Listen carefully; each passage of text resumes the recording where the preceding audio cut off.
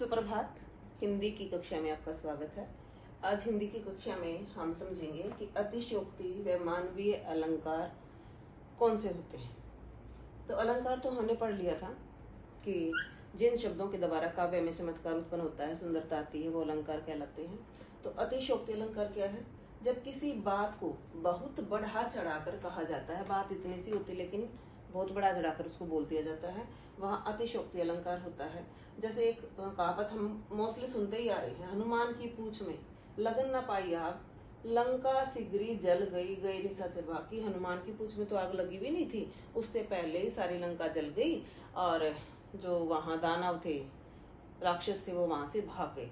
तो इस बात को, वो तो रियलिटी है कि लगने के बाद भागे थे, लेकिन उस बात को बढ़ा चढ़ाकर आपके सामने प्रस्तुत किया गया है। तो यहाँ अतिशयोक्ति अलंकार है। एक देख लो साकेत नगरी है यही, स्वर्ग से मिलने गगन में जा रही। कि ये साकेत नगरी है, दैट्स मीन जो स्वर्ग, ये साकेत नगरी वो बहुत ही सुंदर है।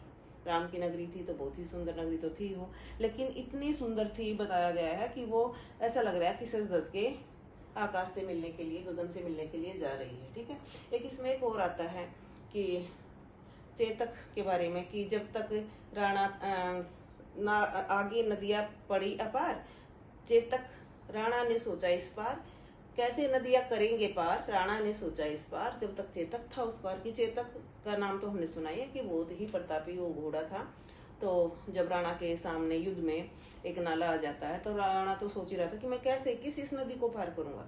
तो जब तक वो सोच रहे थे तब तक तो उसने छलांग लगाकर उस नदी को पार कर दिया था। तो ये भी एक अतिशयोक्ति अलंकार के एग्जाम्पल में ही आता है। अगला है मानवीय कण अलंकार। मानवीय कण अलंकार होता क्या है? जहां प्रकृति को मानवीय क्रिया करते हुए दिखाया गया। छोटी सी बात है कि जो प्राकृतिक चीजें तो प्राकृतिक हैं, लेकिन ऐसा लगता है कि वो मनुष्य वाले काम कर रहे हैं। जैसे मेघ आए बन ठन के संवर के, 9th क्लास में जो कविता है बहुत ही अच्छी है। तो इसमें ये बताया गया था कि मेघ आए, उनकी जो बादल है वो इस तरह से आए हैं जैसे बन ठन के। बन ठनते कौन है? मनुष्य है ना। इसमें कई लाइनें थी, जैसे धूल भागी घाघरा उठाए, कि जो धूल थी वो ऐसा मतलब भाग रही थी, दैट्स मीन की हवा चलने के बाद धूल भी उड़ रही थी। तो ऐसा लग रहा था कि जैसे कोई युवती, कोई लड़की अपने घाघरे को उठाकर भाग रही हो।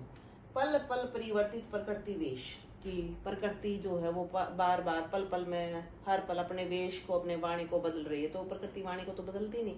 तो मानवीय क्रिया यहाँ करते हुए दिखाया गया है।